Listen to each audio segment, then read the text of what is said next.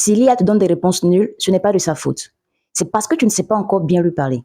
Et dans cette vidéo, je vais te montrer comment écrire de bons prompts même si tu débutes. Bienvenue sur IA pour les nuls. Ici, j'aide les étudiants, les créateurs de contenu et les freelances à utiliser l'IA simplement et sans jargon. Dans cette vidéo, on va voir les éléments essentiels d'un bon prompt, une formule simple pour les construire et des exemples concrets que tu pourras copier et coller. Un prompt, c'est simplement la manière dont tu parles à l'IA. Si ton message est flou, tu auras une réponse floue.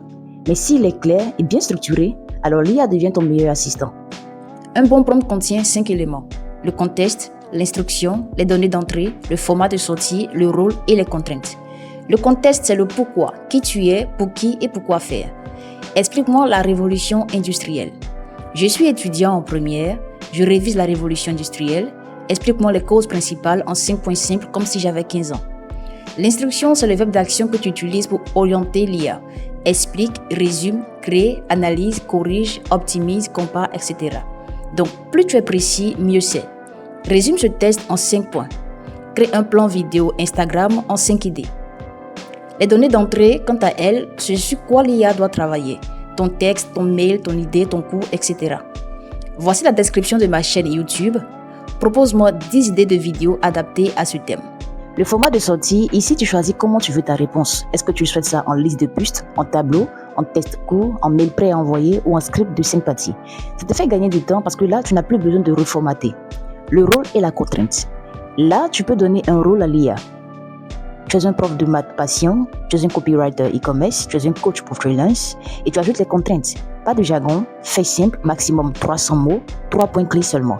Voici 2 formules efficaces pour communiquer avec l'IA. Si tu débutes, retiens juste la première. STAR.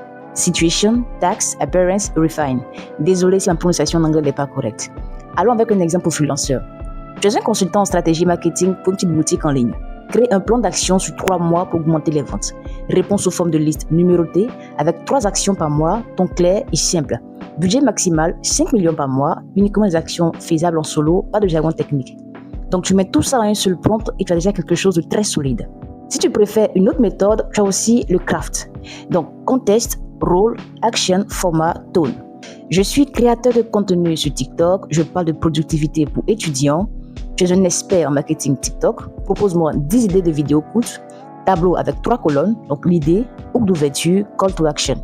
Le ton, dynamique, simple, pas de jargon marketing.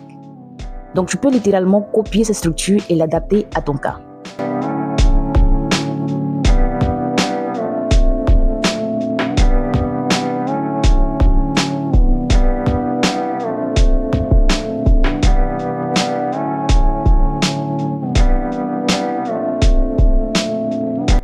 Alors tu viens de le voir, ce n'est pas de la magie. Quand tu donnes simplement le bon contexte, précise la tâche, le format et attribue un rôle à l'IA, il devient vraiment très utile.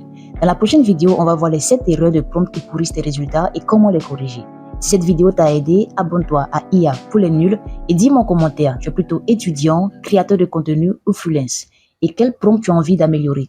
Je lirai vos prompts et je les corrigerai dans une autre vidéo. Ciao!